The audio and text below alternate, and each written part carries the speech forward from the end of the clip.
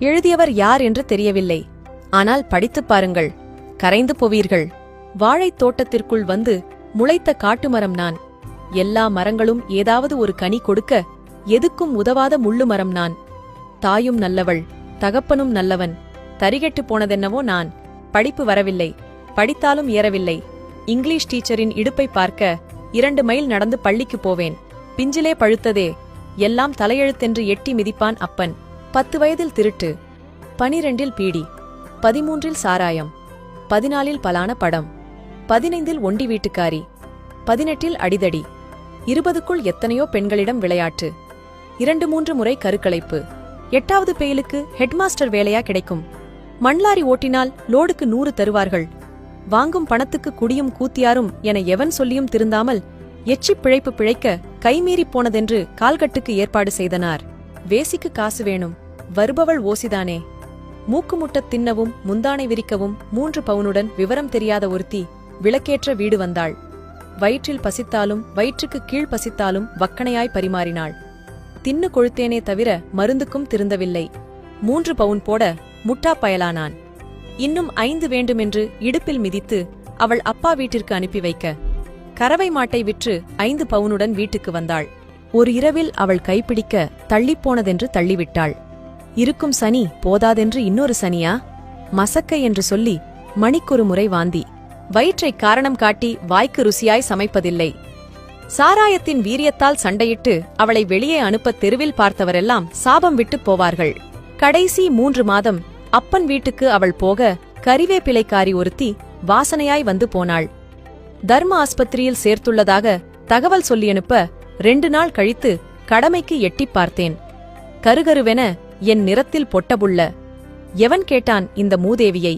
கள்ளிப்பால் கொடுப்பாயோ, கழுத்தை திருப்புவாயோ, ஒத்தையாக வருவதானால் 1 வாரத்தில் வந்துவிடு என்று சொல்லி திரும்பினேன்.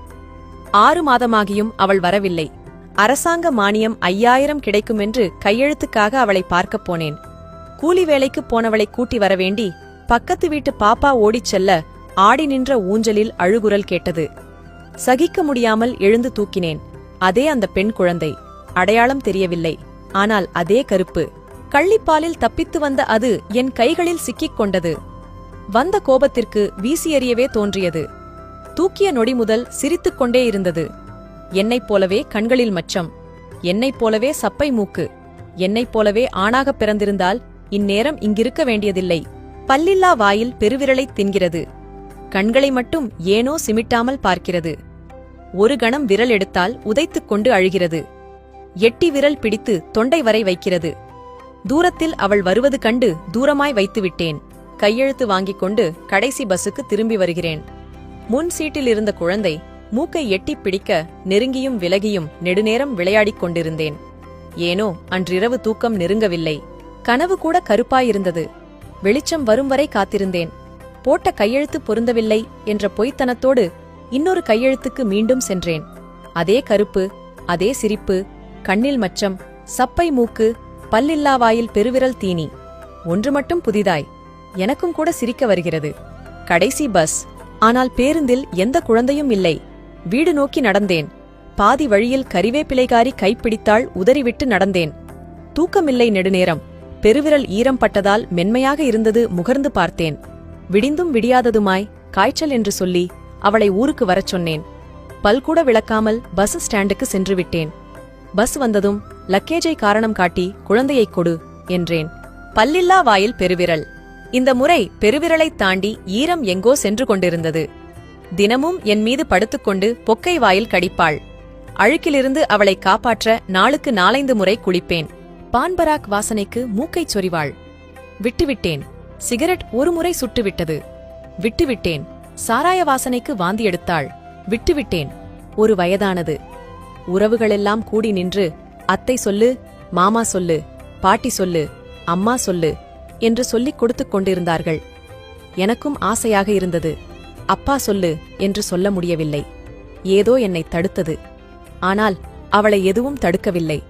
அவள் சொன்ன முதல் வார்த்தையே அப்பாதான். அவளுக்காக எல்லாவற்றையும் விட்ட எனக்கு அப்பா என்ற அந்த வார்த்தைக்காக உயிரைக்கூட விடலாம் என்று தோன்றியது. அவள் வாயிலிருந்து வந்த அந்த வார்த்தைக்காக மீண்டும் பிறந்தேன். இந்த சாக்கடையை அன்பாலேயே கழுவினாள். அம்மா சொல்லித் திருந்தவில்லை, அப்பா சொல்லித் திருந்தவில்லை, ஆசான் சொல்லித் திருந்தவில்லை, நண்பர்கள் சொல்லித் திருந்தவில்லை, நாடு சொல்லியும் திருந்தவில்லை. முழுசாய் 3 வார்த்தை பேச வராத இந்த முகத்தை பார்த்து திருந்திவிட்டேன். வளர்ந்தாள். நானும் மனிதனாக வளர்ந்தேன். படித்தாள். என்னையும் படிப்பித்தாள். திருமணம் செய்து வைத்தேன். 2 குழந்தைகளுக்கு தாயானாள். 2 குழந்தைகளுமே பெரியவர்களாய் வளர்ந்து விட்டார்கள். நானும் கூட தாத்தாவாகிவிட்டேன். என்னை மனிதனாக்க எனக்கே மகளாய் பிறந்த அந்த தாய்க்காக காத்திருக்கிறது இந்த கடைசி மூச்சு. ஊரே ஒன்று கூடி உயிர் தண்ணீர் விட்டுக் கொண்டிருக்கிறார்கள்.